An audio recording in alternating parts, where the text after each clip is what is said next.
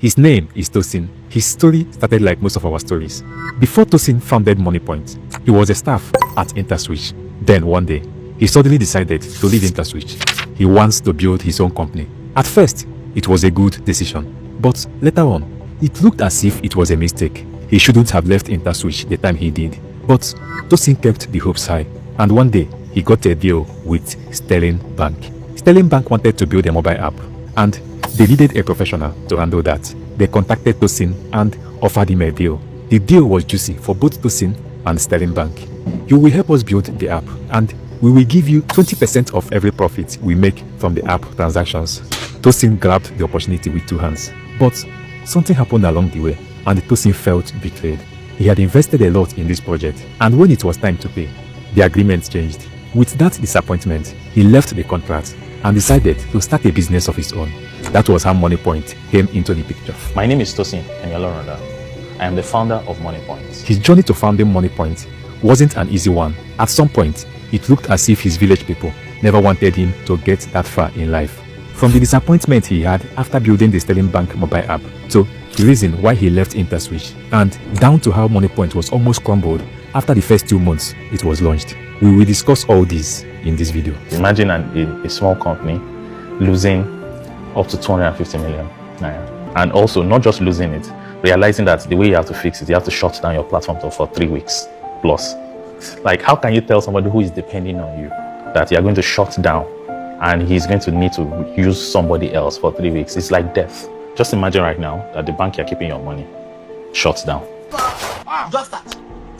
Back to when Tosin was in Obafemi Awolowo University. That was when he began creating solutions for students. Tosin would go meeting other students, offering to help them solve their project needs in exchange for some cash. He was building software and hardware projects for these final year students, especially those in computer science and electrical and electronics departments. He was doing all this while studying to pass.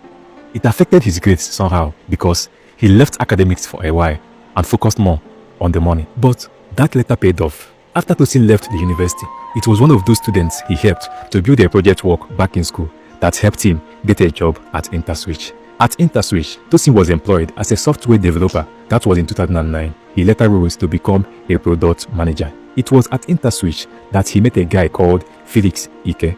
You will get to know who Felix is later on in this video. Tosin went on and spent 5 years at InterSwitch, but one day, he suddenly decided to leave. He felt that the amount of work he was putting in at InterSwitch was not properly appreciated.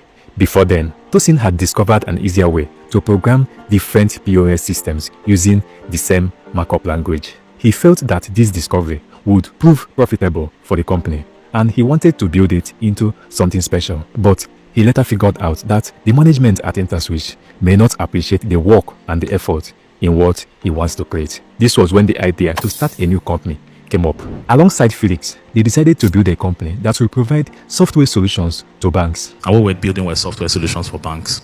So it's standard projects. You go to a bank, they give you a project. Those days, they will give us mobile applications to build. So like Sterling Bank, we build their mobile app. Unity Bank, then most of the banks use our merchant acquiring solution and corporate banking. Zenith Bank, First Bank, Providus, almost all of them. They called their new company Team Apt. That was in 2015. At this point, you might be wondering, how did introvert become part of this Tosin story? Because the title of this video said, The Introvert That Owns MONIEPOINT. Well, Tosin is not just a normal introvert. This lifestyle helped him to get where he is. When he was younger, as one of those kids raised in Ibadan, his mother never wanted them to play around with other kids. That was when Tosin developed the likeness to what he is doing today. Because I didn't have a lot of toys, I used to build toys and, you know, those car things that you just be pulling around and be running around the streets.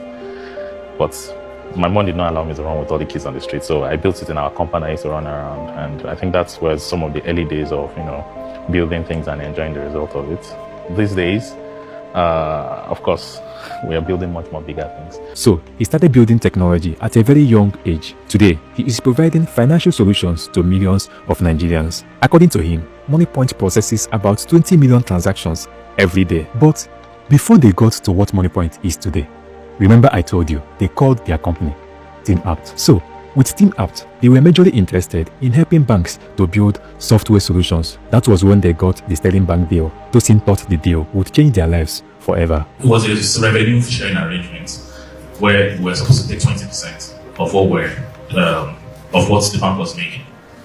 And it was a good model because it was a recurring revenue model, not like a contract model. And when the revenue started coming in, something like 5 million per month, or 6 million per month, then the bank now said that, why should we be paying these boys this kind of money? It is too much. It will soon become 10 million, it will soon become 15 million. That's how we have killed ourselves. I lost tons of engineers to that project. That was the first time I cried in entrepreneurship. Then, the bank decided to make some adjustments to the agreement. According to Tosin, they now came up with a new offer. And they were not like, it's too much, you can't pay. You need to take an arrangement where it's no longer 20%, but it's 20% up to say maybe 8 million per month. When it's above that, it becomes 10, it becomes 15. Like, is this what we signed up for? And we had a contract. And the threat was that if you don't take it, we're going to build our own. You know what? And they said, you know why? Because we own the customer. You are just a technical person. And then I was like, and when you gave me that information was the second time I cried.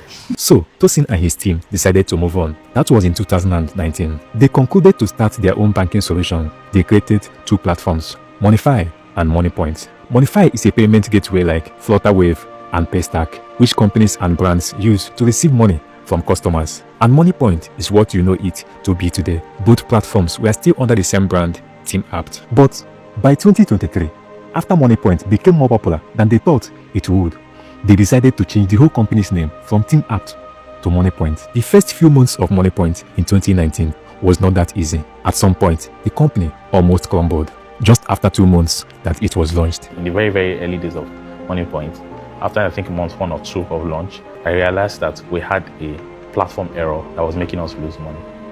You should understand that, those were early beginnings. And imagine a small company losing up to 250 million. And also not just losing it, realizing that the way you have to fix it, you have to shut down your platform for 3 weeks plus. Like, how can you tell somebody who is depending on you that you're going to shut down and he's going to need to use somebody else for 3 weeks? It's like death. Just imagine right now that the bank you're keeping your money shuts down and locks your money. That's what it looked like for many of our businesses. The money that they use for running their business, we had held it down. They can't even access it. A lot of them even came to the office very visibly angry that they are going to shut us down. It was a very, very, very painful moment for me because I knew what it meant. My business was not in the best shape and I was causing problems for other people's businesses.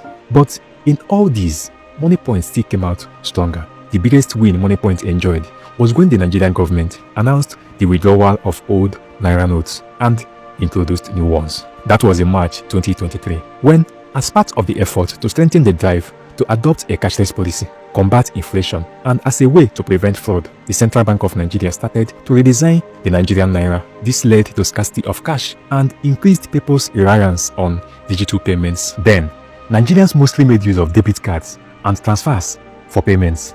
That opportunity gave MONIEPOINT the growth they were hoping for. And by May 2023, MONIEPOINT was listed by the Financial Times as the second fastest growing company in Africa. Remember when I told you about Felix Ike? Felix is the co-founder of MONIEPOINT. He is one of those who believed in Tosin and accepted to resign from InterSwitch with him. Today, both of them are living the lives of their dream.